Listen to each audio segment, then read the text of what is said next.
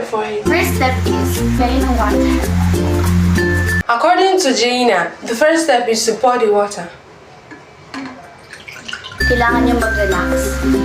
Inhale, exhale. The second step is to relax. Inhale, exhale.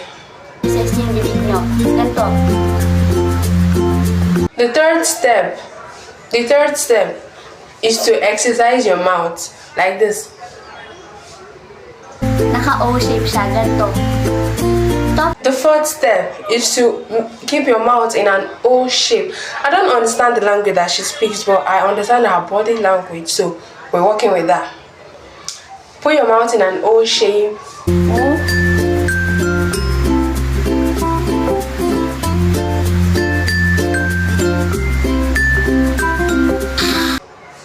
And then calm down and drink. Watch me.